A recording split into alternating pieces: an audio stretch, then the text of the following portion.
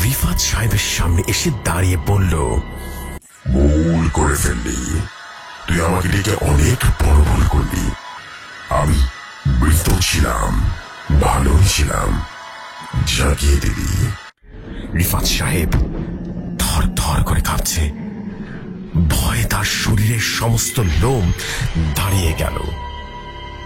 তিনি লক্ষ্য করলেন ধীরে ধীরে অবয়বটা আরো দানবীয় আকার ধারণ করল, আর খুব দ্রুত এসে রিফাত সাহেবের শরীরে প্রবেশ করে বলে উঠল, দুনিয়া।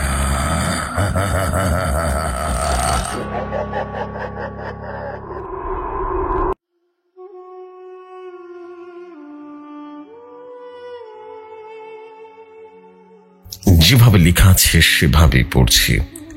মাঝরাত, গ্রামের শেষ প্রান্তে পুরনো বট গাছের নিচে একটা ছোট্ট মাটির ঘর। ঘরের ভেতর থেকে আসছে মৃদু আলো, কেরোসিন ল্যাম্পের কমলা রঙের আভা। বাইরে ঝিঝির ডাক আর মাঝে মধ্যে দূরের কুকুরের সেই খেও খেও শব্দ। বাতাসে এক অদ্ভুত গন্ধ, যেন পোড়া ধূপ আর কিছু অচেনা গন্ধ মিশে আছে। ঘরের দরজাটা খোলা, কিন্তু ভেতরে ঢোকার সাহস কজনের আছে। এই ঘরে থাকেন তান্ত্রিক তারানাথ বা তারানাথ তান্ত্রিক, যার নাম শুনলে গ্রামের মানুষের মুখ শুকিয়ে যায়। তারানাথ তান্ত্রিকের বয়স বলা মুশকিল, কেউ বলে 50, কেউ বলে 70। তার চোখ দুটো যেন সব দেখে ফেলেছে এই পৃথিবীর আর তার বাইরেও। মুখে দাড়ি, কপালে লাল তিলক আর পরনে ময়লা কালো পাঞ্জাবি, হাতে পিতলের লাঠি, যার মাথায় অদ্ভুত এক নকশা খোদাই করা। গ্রামের মানুষ বলে ওই লাঠিতে নাকি জিন ভূতের শক্তি আছে, কেউ বলে ওটা তারানাথের আত্মা। আজ রাতে ঘরে তারানাথ একা নন, তার সামনে বসে আছে রহিম মিয়া, গ্রামের মুদির দোকানের মালিক। রহিমের মুখ ফ্যাকাশে, চোখে ভয়, হাতে ছোট্ট কাপড়ের পুটলি, যেটা সে শক্ত করে ধরে আছে। তারানাথ তাকে দেখে মৃদু হাসি হাসলেন। হাসিটা অদ্ভুত, যেন সে রহিমের মনের ভেতরটা দেখে ফেলেছে। এই অংশ রহিম। তারানাথের গলাটা গম্ভীর, কিন্তু তাতে অদ্ভুত মায়া আছে। রহিম গলা কাকারি দিয়ে বলল,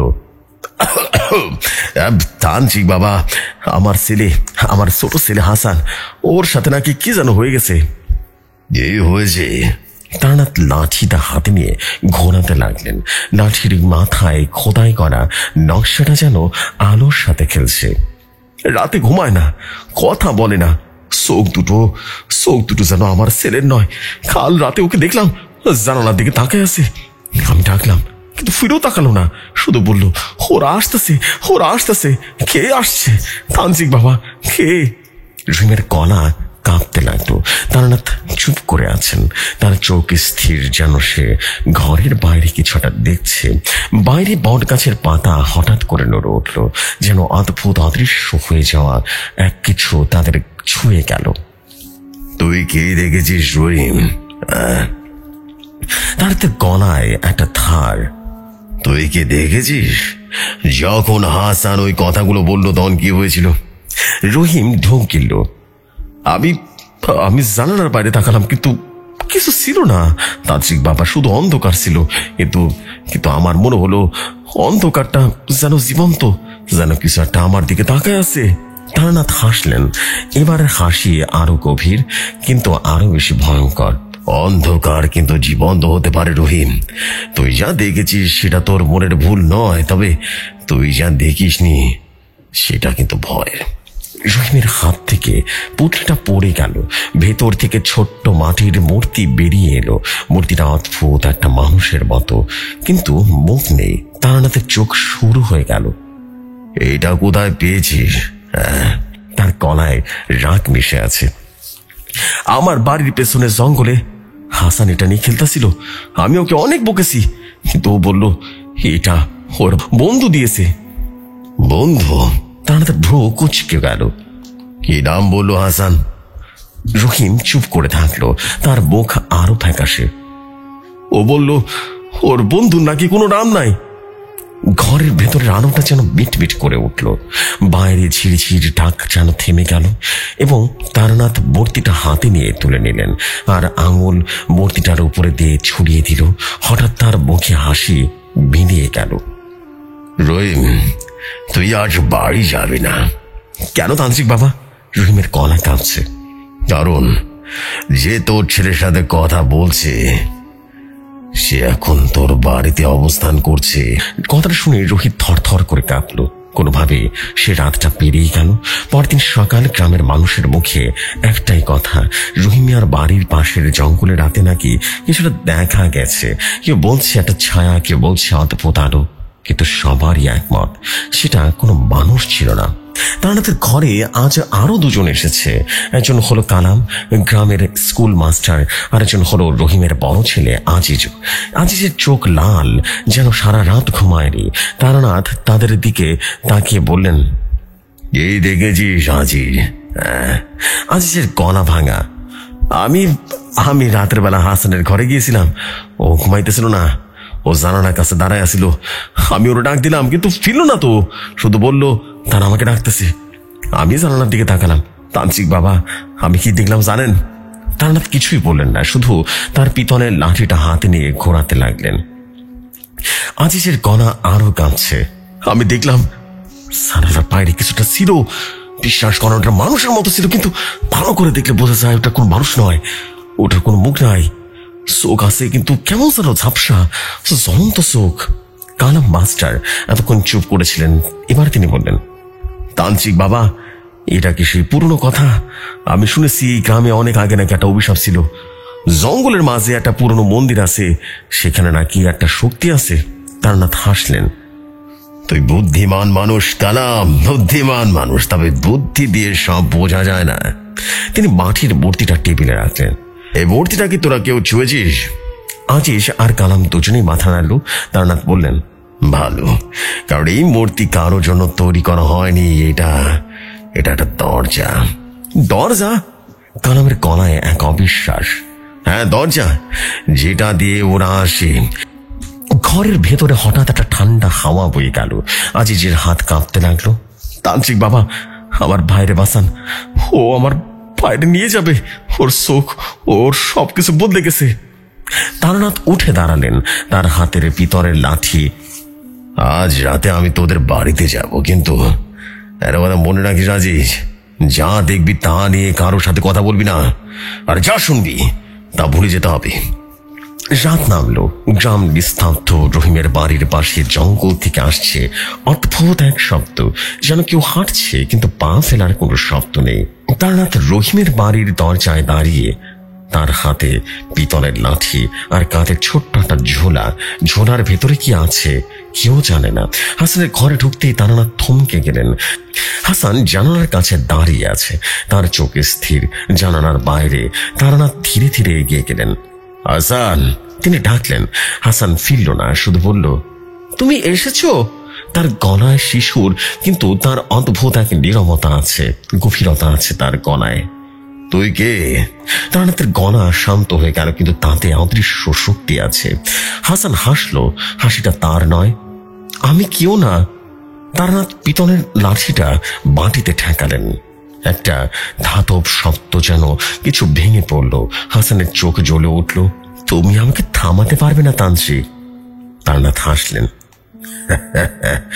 থামানোর কথা বলিনি, আমি শুধু জানতে চাই তুই কেন এসেছিস বলতো। হাসানের মুখের হাসিটা বেরিয়ে গেল। জানালার বাইরের অন্ধকারটা যেন আরো গাঢ় হয়ে গেল। তারানাথের হাতের লাঠিটা আবারও নড়ে উঠল। এবার ঘরের ভেতরে অদ্ভুত আলো ছড়িয়ে পড়ল। আজ রাতে তুই এই ঘর থেকে বের হবি না, তারানাথ বললেন, কিন্তু আমি জানি তুই একা না। বাইরে জঙ্গল থেকে একটা চিৎকার ভেসে এলো। হাসানের চোখে ভয়, তারানাথের মুখে হাসি। ওরা এসেছে, তাই না? রাতের অন্ধকার যেন আরো গাঢ় হয়ে এসেছে। রহিম মিয়ার বাড়ির চারপাশে জঙ্গলের ছায়া মনে হচ্ছে জীবন্ত হয়ে উঠেছে। বাতাসে সেই অদ্ভুত গন্ধটা এখনো আছে। পুরা ধূপের সঙ্গে মিশে যেন কিছু একটা পচে দুর্গন্ধ ছড়াচ্ছে। তারানাথ তান্ত্রিক হাসানের ঘরে দাঁড়িয়ে, তার হাতে পিতলের লাঠি, যার মাথার খোদাই করা নকশার আলোর সঙ্গে খেলছে। হাসান জানালার কাছে, তার চোখে অদ্ভুত একটা দ্যুতি, এবং ঘরের ভেতরে কেরোসিন ল্যাম্পটা মিটমিট করছে, যেন কিছু একটা তাকে নিভিয়ে দিতে চায়। তারানাথের গলা শান্ত হয়ে গেল, কিন্তু তাতে অদৃশ্য এক শক্তি। তুই কে? বললি না তো? হাসানের মুখে হাসিটা শিশুর নয়, যেন তার ভেতর থেকে অন্য কেউ হাসছে। আমি কেউ না তান্ত্রিক, তুই জানিস আমি কেউ না। তান্ত্রিক পিতলের লাঠিটা আবার মাটিতে ঠেকালেন। একটা ধাতব শব্দ হলো, ঘরের দেওয়ালে যেন কিছু একটা কেঁপে উঠল।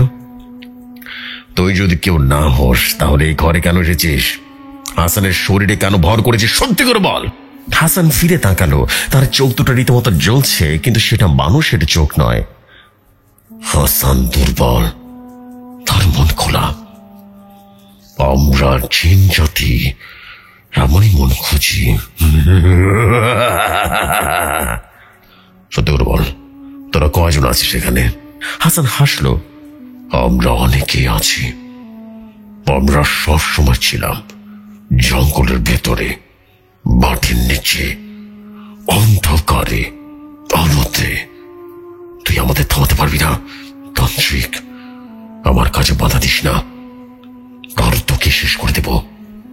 ঘরের বাইরে হঠাৎ একটা শব্দ হলো, যেন কেউ পা ফেলে রীতিমতো হাঁটছে, কিন্তু পায়ের কোনো শব্দ নেই।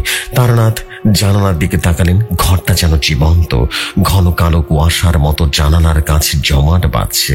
তিনি ঝোলা থেকে ছোট্ট কাঁচের শিশি বের করলেন। শিশির ভেতরে লাংচে তরল, যেন রক্ত। তিনি শিশিটা হাসানের দিকে ধরলেন। এইটা কি? হাসানের গলায় এবার ভয় জমে উঠল। তোদের ভাষা এটার নাম নেই, কিন্তু এটা আমার ভাষা, এটাকে বলে শেষ। তারানাথ বললেন কথাটা। হাসান এবার পিছিয়ে গেল, তার শরীর থর থর করে কাঁপছে, বোঝাই যাচ্ছে তার ভিতরে সে অশরীরটা ভয় পাচ্ছে। সে বলল, মোটা কণ্ঠে বলল, তান্ত্রিক, তুই জানিস না আমরা কে? একবার যদি জানিস তাহলে তুই ভয় পেয়ে যাবি। তুই হয়তো বা এখানে মুতে দিবি রে তান্ত্রিক। তারানাথ হাসলেন। তার হাসিতে কোনো ভয় নেই, শুধু অদ্ভুত নিশ্চয়তা। আমি জানি তুই কে, আমি জানি তুই কোথা থেকে এসেছিস, আর আমি জানি তাদেরকে কিভাবে ফেরত পাঠাতে হয়। এই তারানাথ সব জানে। ঘরের ভেতরটা আলোটা নিভে গেল। অন্ধকারে শুধু হাসানের চোখ দুটো জ্বলছে। বাইরে জঙ্গল থেকে আরেকটা চিৎকার ভেসে এলো। এবার শব্দটা আসছে অনেক কাছে। রহিম আজিজ বাইরের ঘরে বসে আছে, তাদের বুক ফ্যাকাশো হয়ে গেছে। কালাম মাস্টার তাদের পাশে, হাতে একটা পুরনো বইটার বনাতে অদ্ভুত নকশা, যেন তারানাথের লাঠির মতো। কালাম বললেন, আমি বইটার গ্রামের পুরনো লাইব্রেরি থেকে পেয়েছি, এতে জঙ্গলের মন্দিরের কথা আছে। রহিমের কণা কাঁপতে লাগলো। কি লেখা আছে মাস্টার সাহেব? কালাম পাতা উল্টে বললেন, এই জঙ্গল থেকে অনেক আগে একটা মন্দির ছিল, সেখানে নাকি একটা দেবতা পূজা হতো, কিন্তু দেবতা না, অন্য কিছু ছিল। লোকে বলে সেই মন্দির একটা অভিশাপ ছড়িয়ে পড়ে, যারা সেখানে যায় তারা নাকি আর ফিরে আসে না। আজিজ বলল, আসান তো কখনো জঙ্গলে যায়নি, ও তো ছোট পোলা। কালাম চুপ করে রইলেন, কিন্তু তারপর বললেন, বইতে আর একটা কথা আছে। মন্দিরের কাছে একটা পুকুর ছিল, সেই পুকুরের পানিতে নাকি কিছু একটা আছে, যে পুকুরের পানি খায় তার মন খোলা হয়ে যায়। রহিমের চোখ বড় বড় হয়ে গেল। আমার বাড়ির পিছনে তো একটা পুকুর আছে, হাসান সেখানে খেলতে যেত, এটা ঠিক। এমন সময় হাসানের ঘর থেকে একটা চিৎকার ভেসে এলো। রহিম আর আজিজ দৌড়ে গেল। দরজা খুলতেই তারা থমকে গেল। ঘরের ভিতরে তারানাথ দাঁড়িয়ে আছে, তার হাতে শিশিটা। হাসান মাটিতে পড়ে আছে, তার শরীর কাঁপছে। তারানাথ মুখ গম্ভীর করে আছে। কি হয়েছে তান্ত্রিক বাবা, কি হয়েছে? রহিম চিৎকার করে উঠল। তারানাথ বললেন, ও এখনো এখানে আছে, কিন্তু আমি ওকে ধরে ফেলেছি, বুঝতে পেরেছ? ওকে ধরে ফেলেছি। তারানাথ তার ঝোলা থেকে একটা ছোট্ট কালো পাথর বের করলেন। পাথরটার মাঝে অদ্ভুত একটা আলো, যেন ভেতর থেকে কিছুটা জ্বলছে। তিনি পাথরটা হাসানের কপালে ছোঁয়ালেন। হাসানের শরীরটা আরো জোরে কেঁপে উঠল। তার মুখ দিয়ে অমানসিক এক চিৎকার বের হলো। তারানাথ বললেন, তোকে বের হতে হবে এই শরীর থেকে, কারণ এই শরীর তোর নয়, তুই ভর করেছিস একটা বাচ্চা শিশুর শরীরে, এটা ঠিক নয়, তোকে বেরোতে হবে, তুই এক্ষুনি বেরোবি। ঘরের ভেতরে হঠাৎ করে ঠান্ডা বাতাস বয়ে গেল, জানালার বাইরে অন্ধকারটা যেন ডরে উঠল। তারানাথ পেতলের লাঠিটা উঁচু করলেন, লাঠির মাথায় নকশাটা জ্বলে উঠল যেন আগুনের শিখা। তারানাথের গলা এবার গর্জনের মতো হলো, তোরা যারা আছিস শোন, এই গ্রামের আশেপাশে তোদের কোনো জায়গা নেই, বুঝতে পেরেছিস? হাসানের শরীরটা হঠাৎ করে শান্ত হয়ে গেল, তার চোখ বন্ধ হয়ে গেছে। তারানাথ পাথরটা তার কপাল থেকে সরিয়ে নিলেন। রহিম দৌড়ে হাসানকে জড়িয়ে ধরল। আমার ছেলে কি ঠিক আছে? তান্ত্রিক বাবা সত্যি করে বলেন। তারানাথ কিছুই বললেন না, তিনি জানালার দিকে তাকালেন। অন্ধকারটা এখনো আছে, এখনো শেষ হয়নি, এটা তো শুরু মাত্র। পরদিন গ্রামে হইচই লেগে গেল। রহিমের বাড়ির পুকুরে একটা অদ্ভুত জিনিস পাওয়া গেল, একটা পাথরের মূর্তি, ঠিক হাসানের আনা সেই মূর্তির মতোই, কিন্তু এইটার মুখে একটা হাসি খোদাই করা আছে। গ্রামের মানুষ ভয়ে সেখানে যাচ্ছে না। কালাম মাস্টার তারানাথের ঘরে আবারও এলেন এবং বললেন, তান্ত্রিক বাবা, এটা কি সেই মন্দিরের কাজ? তারানাথ মাটির মূর্তিটা হাতে নিয়ে বললেন, এইটা কোনো মন্দিরের কাজ নয় কালাম, এটা তৈরি করেছে কেউ যে জানে আমি এখানে আছি। কালামের মুখ ফ্যাকাশে হয়ে গেল। তার মানে এটা আমার জন্য একটা ফাঁদ? তারা হাসলেন আর বললেন, কিন্তু আমি ফাঁদে পড়ার মানুষ নই কালাম। তিনি ঝোলা থেকে একটা পুরনো কাগজ বার করলেন। কাগজে অদ্ভুত হরফে কিছু লেখা ছিল। এটা আমার গুরুর দেয়া, এটা লেখা আছে কিভাবে শক্তিকে বধ করতে হয়, বন্দি করতে হয়। কালাম বললেন, তান্ত্রিক বাবা, আপনি কি জঙ্গলে যাবেন? তান্ত্রিক নীরব হয়ে গেলেন, তারপর বললেন, জঙ্গল আমার জন্য অপেক্ষা করছে, আর আমি তার জন্য। রাত নামলো, তারানাথ জঙ্গলের দিকে হাঁটছেন। তার হাতে পিতলের সে লাঠি, কাঁধের ঝোলা, পেছনে রহিম, আজি যারা কালাম, তারা ভয়ে এগুচ্ছে। জঙ্গলের ভেতরে অন্ধকারটা যেন জীবন্ত হয়ে গেল। কোথাও কোনো শব্দ নেই, শুধু পায়ের শব্দ। হঠাৎ তারানাথ থামলেন। সামনে একটা পুরনো মন্দিরের ধ্বংসাবশেষ, দেওয়ালে অদ্ভুত নকশা, যেন তারানাথের লাঠির মতো। তিনি বললেন, এইখানে থামো, এরপর আমি একা যাব। রহিম বলল, তান্ত্রিক বাবা, আমরা আপনার সঙ্গে যাব। তান্ত্রিক হাসলেন আর বললেন, তোরা যাবি, কিন্তু আর ফিরবি কিনা সেটা আমি বলতে পারি না। তান্ত্রিক মন্দিরের ভেতরে ঢুকলেন। অন্ধকারের মাঝে একটা আলো জ্বলছে, মাটিতে একটা বৃত্ত, তার মাঝে একটা মূর্তি, মূর্তির মুখে হাসি। তারানাথের চোখ শুরু হয়ে গেল। সে তুই এসেছিস? একটা গলা ভেসে উঠল, গলাটা মানুষের নয়। তারানাথ বললেন, হ্যাঁ আমি এসেছি, এবার বল তুই কি চাস? মূর্তিটার হাসি যেন আরো বড় হয়ে গেল, অন্ধকারটা কেঁপে উঠল। মন্দিরের ধ্বংসাবশেষের ভেতরে অন্ধকারটা যেন জমাট বাঁধা কালি। তারানাথ তান্ত্রিক একা দাঁড়িয়ে আছে, তার হাতে পিতলের সে লাঠি, লাঠির খোদাই করা নকশা মৃত আলো ছড়াচ্ছে, যেন অন্ধকারের সঙ্গে লড়াই করছে। মাটিতে বৃত্তের মাঝে সে মূর্তি, যার মুখে অদ্ভুত হাসি, হাসিটা যেন জীবন্ত, যেন তারানাথকে উপহাস করছে। বাইরে রহিম, আজি যার কালাম মাস্টার অপেক্ষা করছেন। জঙ্গলটা নিশ্চুপ, কিন্তু সেই নিশ্চুপতার কাছে অস্বাভাবিক শক্তি। বাতাসে সেই পচা গন্ধ সঙ্গে মিশে যেন মৃত্যুর ঘ্রাণ। তারানাথ মন্দিরের দিকে তাকিয়ে বললেন, তুই কি চাস বল? এই গ্রাম নাকি হাসানের শরীর, নাকি আমাকে? একটা ভাঙা গলা ভেসে এলো, গভীর এবং বিভৎস। তোমাকে তান্ত্রিক, তোমার শক্তি, তোমার লাঠি। তারানাথ হাসলেন, তার হাসিতে কোনো ভয় নেই, শুধু গভীর নিশ্চয়তা। আমার লাঠি? তুই জানিস না এটা কি?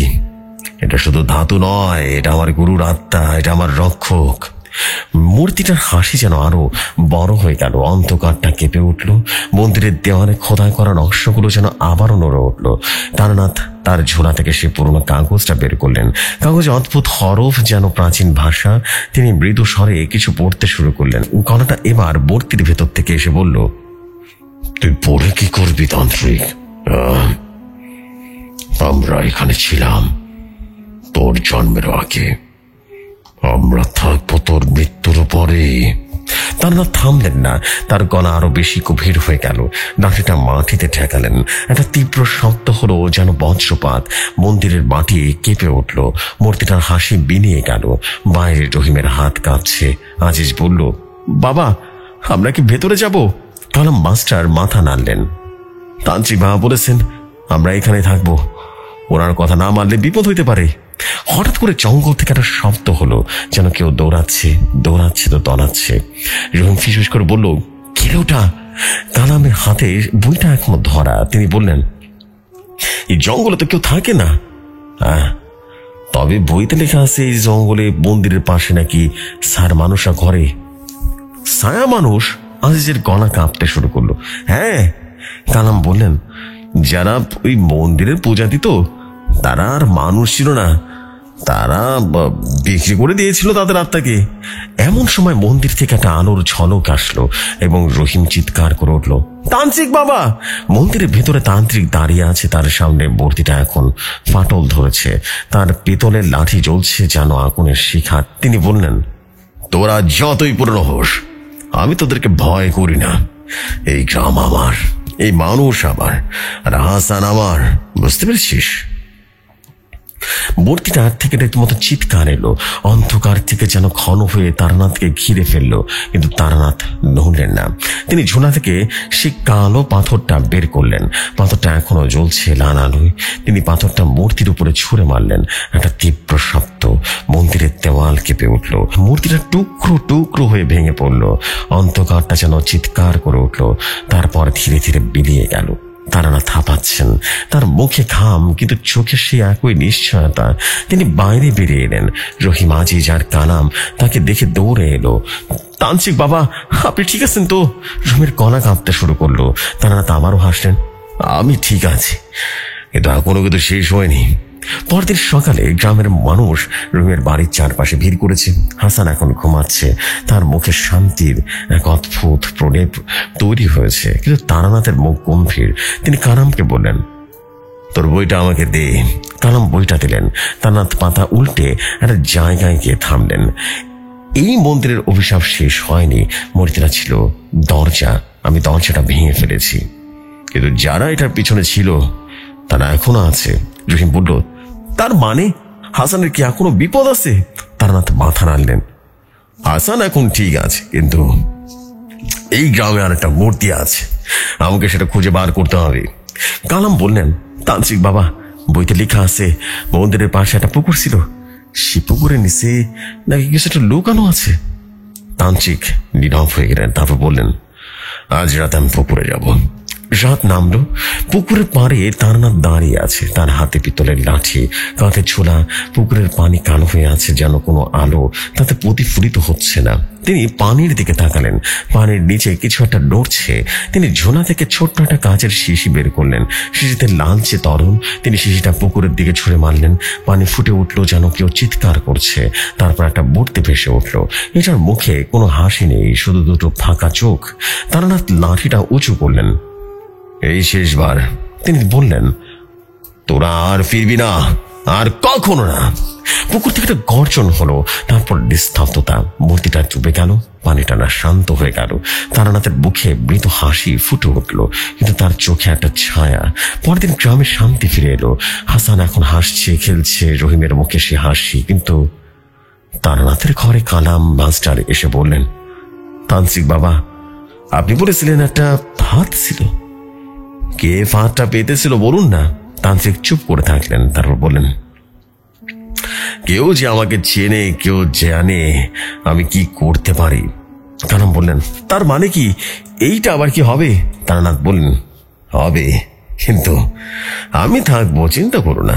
তিনি পিতলের লাঠিটা হাতে নিয়ে বললেন, এটা আমার গুরুর আত্মা, আর আমি এটা রক্ষক। যতদিন আমি আছি এই গ্রামে কোনো পিশাচ, জিন, কোনো খারাপ অশরীরী কেউ ঢুকতে পারবে না। কিন্তু তার চোখে এক অদ্ভুত ছায়া ছিল, যেন তিনি জানেন এই লড়াই এখনো শেষ হয়নি, এটা তো কেবল যুদ্ধ বিরতি হয়েছে।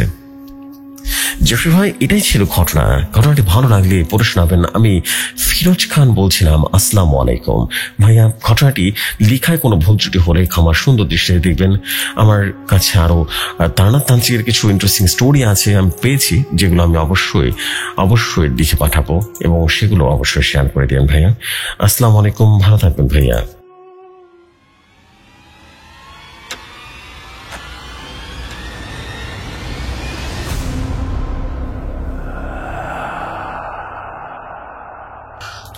ওয়ালাইকুম আসসালাম, ওয়ালাইকুম আসসালাম আমাদের প্রিয় ফিরোজ ভাই। ও মাই গড, ফিরোজ ভাই, ফিরোজ ভাই জিন্দাবাদ বলতে হবে। আর ফিরোজ ভাই কিন্তু দারুণ দারুণ সব ঘটনা সব সময় নিয়ে এসেছেন। গতকালের স্টোরিটা বাস ও মাই গড, একটু বেশি জোস ছিল। অ্যান্ড আজকের স্টোরিটাও ও ম্যান, হোয়াট স্টোরি। মানে বলতেই হবে যে আমাদের এই প্রিয় ভাই যা স্টোরি দিচ্ছেন না, আসলে মাথা নষ্ট করার স্টোরি দিচ্ছেন, বলতেই হবে। Beautiful beautiful story. Thank you very much, thank you very very much. And আমি এখন যেটা করতে চাই সেটা হচ্ছে আর দেরি না করে আমি চলে যেতে চাই আমাদের স্টোরিতে বা নেক্সট স্টোরিতে। আশা করছি নেক্সট স্টোরি আপনাদের কাছে ভালো লাগবে। চলে যাই নেক্সট স্টোরিতে।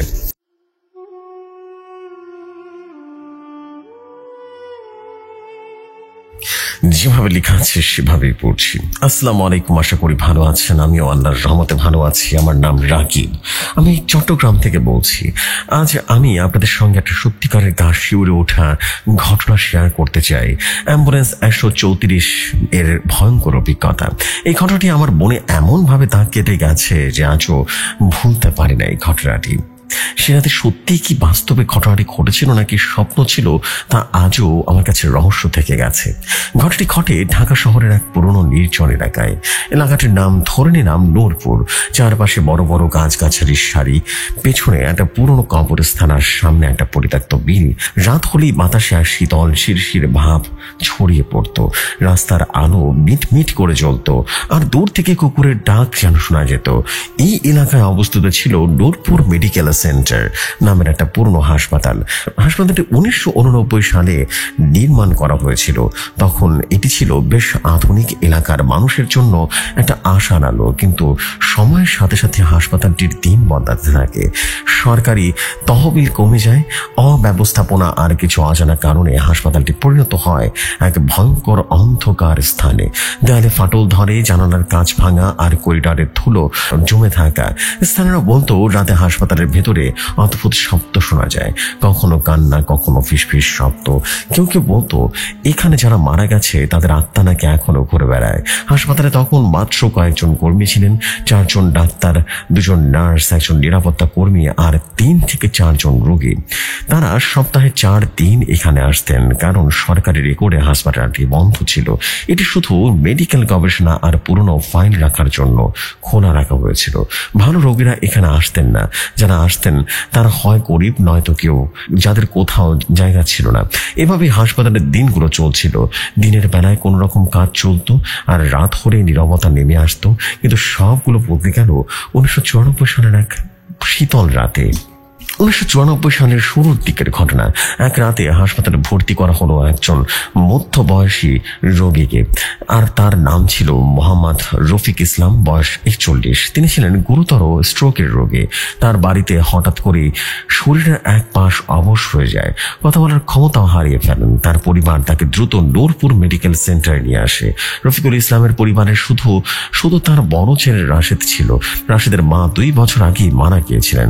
রফিকুল ইসলাম আর রাশেদ ঢাকায় থাকতেন, তবে তাদের গ্রামের বাড়ি ছিল রংপুরে। রাশেদ তার বাবাকে খুব ভালোবাসতো। বাবার এমন অবস্থা দেখে সে ভেঙে পড়েছিল। হাসপাতালে এসে সে ডাক্তারদের বারবার অনুরোধ করছিল, আমার বাবাকে বাঁচান প্লিজ, ওনার ছাড়া কেউ নেই। ডাক্তাররা রাশেদকে শান্ত করার চেষ্টা করলেন। তারা বললেন, আমরা যথাসাধ্য চেষ্টা করছি, তুমি বাড়ি যাও, আমরা খবর দেব। কিন্তু রাশেদ কিছুতেই হাসপাতাল ছাড়তে চাইছিল না। অনেক বোঝানোর পর রাত গভীর হলে সে বাধ্য হয়ে বাড়ি ফিরে যায়। হাসপাতালে ডাক্তার দ্রুত রফিকুল ইসলামের চিকিৎসা শুরু করলেন।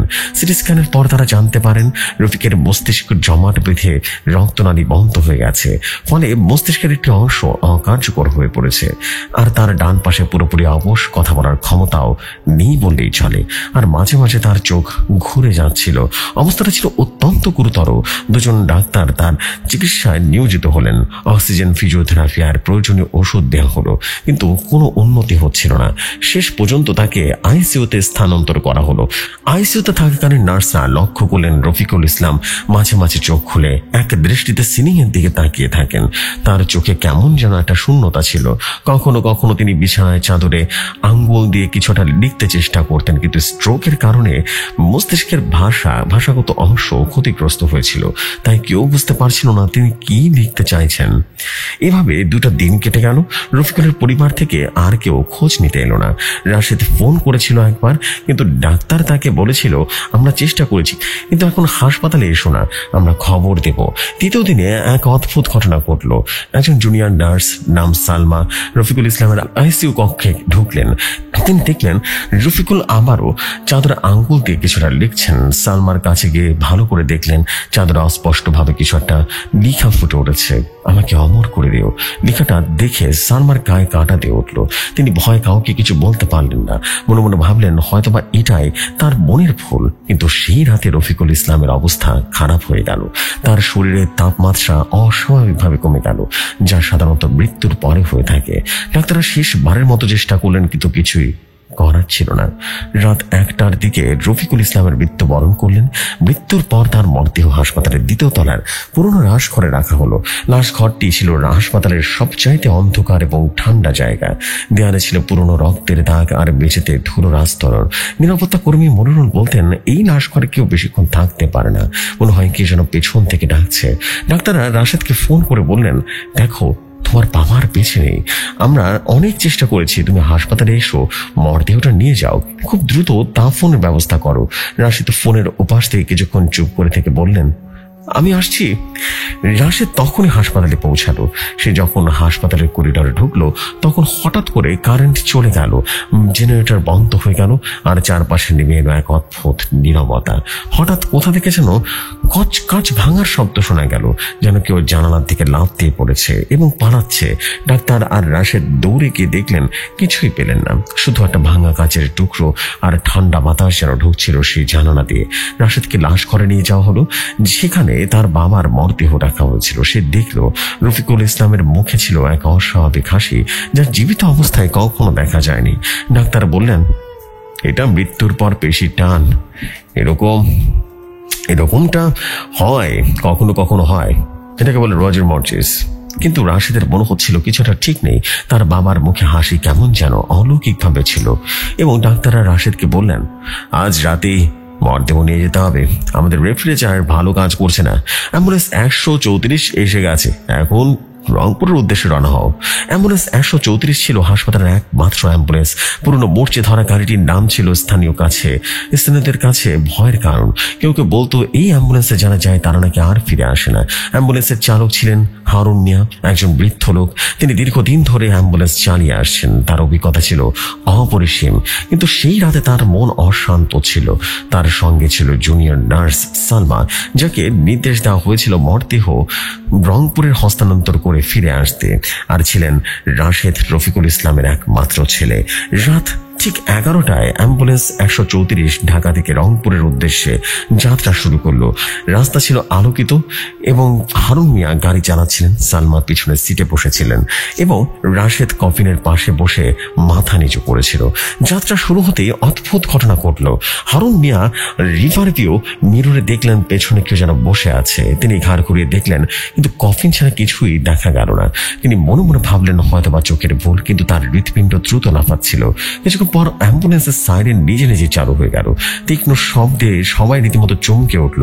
হারুন মিয়া দ্রুত সাইরেন বন্ধ করলেন, কিন্তু কিছুক্ষণ পর আবারও সাইরেন বেজে উঠল। সালমা ভয়ে ভয়ে বললেন, এইটা কি হচ্ছে? আমার কি খাটাতে উঠছে, মনে হচ্ছে কেউ পাশে বসে নিঃশ্বাস নিচ্ছে। রাশেদ তাদেরকে শান্ত করার চেষ্টা করে বলল, ভয় পাবেন না, এটা হয়তো বা গাড়ির কোনো ত্রুটি। কিন্তু তার গাড়ির গলাও যেন কাঁপছিল। বারবার কফিনের দিকে তাকালো, আর কফিনটা ছিল শক্তভাবে বন্ধ, কিন্তু কেন জানি তার মনে হচ্ছিল কফিনের ভেতর থেকে কিছুটা নড়ছে। রাত 2:10 অ্যাম্বুলেন্স টাঙ্গাইল বাইপাসে পৌঁছানো। হঠাৎ গাড়িটা নিজে নিজেই বন্ধ হয়ে গেল। হারুন মিয়া ইঞ্জিন চালু করার চেষ্টা করলেন, কিন্তু কিছুতেই গাড়ি স্টার্ট নিচ্ছিল না। তিনি নেমে ব্যাটারি, ফুয়েল সবকিছুই চেক করলেন, কোনোই সমস্যা নেই। তবু গাড়ি নিশ্চুপ। এমন সময় সালমা চিৎকার করে উঠলেন, ভাই ভাই, কফিনটা দৌড়ে উঠছে। রাশেদ ভয়ে চমকে উঠল। সে বলল, কি বলছেন? এইটা কিভাবে সম্ভব? হারুন মিয়া দৌড়ে পৌঁছে গেলেন। তারা দেখলেন কফিনের ঢাকনা 1 ইঞ্চি খোলা, অথচ কফিন শক্তভাবে বন্ধ ছিল। হঠাৎ করে গাড়ির লাইট বন্ধ হয়ে গেল। চারপাশে গভীর অন্ধকার। তখনই কোথা থেকে যেন কণ্ঠ শোনা গেল, আমি এখনো বেঁচে আছি, আমি অমর। কণ্ঠটি ছিল ঘর ঘরে, যেন কবর থেকে উঠে আসা কোন আত্মার কণ্ঠ। রাশেদের চোখ বড় বড় করে কফিনের দিকে তাকালো। কফিনের ঢাকনা পুরোপুরি খুলে গেছে। ভয়ে সালমান রীতিমতো ভয় কোরআন শরীফের আয়াত পড়তে শুরু করলো। তার হাত পা কাঁপছিল। হারুন মিয়া ভয় পেলেন, কিন্তু তার অভিজ্ঞতার জোরে নিজেকে সামনে রাখলেন। তিনি গাড়ির সামনে গিয়ে আবারও ইঞ্জিন চালু করার চেষ্টা করলেন, কিন্তু তখনই সালমানের চিৎকার শোনা গেল, সে উঠে বসেছে, রফিকুল সাহেব উঠে বসেছে। রাশেদ ধীরে ধীরে ঘাড় ঘুরিয়ে দেখল তার বাবা রফিকুল ইসলাম কফিনের অর্ধেক উঠে বসে আছেন। মৃত ব্যক্তি কিভাবে উঠে বসতে পারে? তার চোখ দুটো পুরোপুরি যেন সাদা হয়ে আছে, কোনো পলক নেই, ঠোঁটের কোণে এক ভয়ঙ্কর হাসি। রাশেদ কাঁপতে কাঁপতে বলল, বাবা বাবা, তুমি তো মারা গিয়েছো, তুমি কিভাবে? রফিকুল ইসলামের কোনো উত্তর দিলেন না, শুধু অবশ্য ডান হাত তুলে গাড়ির আয়নায় আঙ্গুল বোলাতে লাগলেন। মনে হলো তিনি আবার কিছু লিখতে চাইছেন। সালমার গলা চেপে কান্না লুকানোর চেষ্টা করে বলল, আমরা এবার সবাই মরবো, কেউ ফিরতে পারবো না। হারুন মিয়া চিৎকার করে বললেন, আল্লাহর নাম নাও, আল্লাহ ছাড়া কেউ রক্ষা করতে পারবে না। তখন গাড়ির জানালার বাইরে কিছুটা পড়লো, যেন কেউ নখ দিয়ে আকাশ আঁচড়াচ্ছে। রাশেদ জানালার দিকে তাকালো। অন্ধকারে কেউ দাঁড়িয়ে আছে। এটি কঙ্কালের মতো ছায়া। তার চোখ ছিল আঙ্গুলের মতো লাল জ্যোতি। গাড়ির ভেতরে ঠান্ডা বেড়ে গেছে, শ্বাস নিতে কষ্ট হচ্ছিল। সালমা হঠাৎ করে সংজ্ঞা হারিয়ে ফেললেন। রাশেদ তার বাবার দিকে তাকালো। রফিকুল ইসলাম মুখ খুলে বলেন, আমার ইচ্ছা অপূর্ণ ছিল, আমার আত্মা এখনো মুক্ত হয়নি, কেউ মুক্তি পাবে না। গলার স্বর ছিল বিকৃত, যেন কফিনের ভেতর থেকে জ্বলন্ত কয়লা টেনে টেনে বের করা হচ্ছে। হারুন মিয়া সিদ্ধান্ত নিলেন এখান থেকে পালাতে হবে। তিনি জানতেন এই জায়গাটা ভালুকা আর মির্জাপুরের মাঝামাঝি। এখানে একটা সময় দুর্ঘটনা ঘটেছে। কেউ কেউ বলে এই রাস্তায় মানুষ গায়েব হয়ে গেছে। তিনি ব্যাটারি খুলে আবারও জোড়া লাগাতে শুরু করলেন। হঠাৎ করে ইঞ্জিন নিজে নিজে স্টার্ট হয়ে গেল, অথচ চাবি ঘোরানো হয়নি। রাশেদ সালমাকে উঠিয়ে সিটে বসলো। তার বাবা আবারও কফিনে শুয়ে পড়লেন। কফিনের ঢাকনাটা নিজে নিজে বন্ধ হয়ে গেল। কেমন যেন অলৌকিকভাবে সব ঘটনা ঘটতে শুরু করলো। পরবর্তী 4 ঘন্টা কোনোই শব্দ হলো না। সালমা আধা জ্ঞান অবস্থায় ছিলেন। হারুন মিয়া ঠোঁট কাঁপিয়ে সূরা পড়তে পড়তে গাড়ি চালাচ্ছিলেন। রাশেদ চুপচাপ থরথর করে কাঁপতে কাঁপতে এগুচ্ছে। তাদের চলছিল শূন্যতা। ভোর 5:05 অ্যাম্বুলেন্স 134 রংপুর শহরে ঢুকে পড়ল। রফিকুল ইসলামের বাড়ির সামনে পৌঁছাতেই কফিন থেকে শেষবারের মতো একটা আওয়াজ হলো, ধন্যবাদ, এখন আমি ঘুমাবো। রাশেদ জোরে জোরে কাঁদতে লাগলেন। কফিন নামানোর সময় মনে হলো অস্বাভাবিক ভারী কিছু একটা নামছে। জোহরের আজানের পর রফিকুল ইসলামের জানাজা হলো। গ্রাম ভর্তি মানুষ জানাজা অংশ নিল। জানাজা শেষে রাশেদ তার বাবাকে গ্রামের কবরস্থানে দাফন করলো। কবর দেওয়ার পর একজন কবরস্থান কর্মী রাশেদকে বলল, ভাই, কবরের ভেতরে একটা অদ্ভুত শব্দ আসছে, কিন্তু স্বাভাবিক শব্দ নয়, তুমি এখানে বেশিক্ষণ থেকো না। রাশেদ অবাক হয়ে বলল, আমি তো শব্দ শুনছি না। আপনারা কি শুনেছেন? কর্মী বলল, সবাই শুনেছে, তুমি শুনছো না? তুমি দ্রুত চলে যাও। রাশেদ আর কিছু না বলে কবরস্থান থেকে চলে গেল। কিন্তু তার মনে একটা প্রশ্ন জাগলো, তার বাবার সঙ্গে আসলে কি কিছু ঘটেছিল? অ্যাম্বুলেন্সে কেন এমন ভয়ঙ্কর ঘটনা ঘটলো? কবরে কেন অদ্ভুত শব্দ শোনা যায়, আর কেন সে শুনতে পেল না? এই প্রশ্নগুলোর কোনো উত্তর এখনো মেলে না। ঘটনাটি এখানেই শেষ হয়। জসিম ভাই, ধন্যবাদ। ঘটনাটি ভালো লাগলে এখানেই পড়ে শোনাবেন।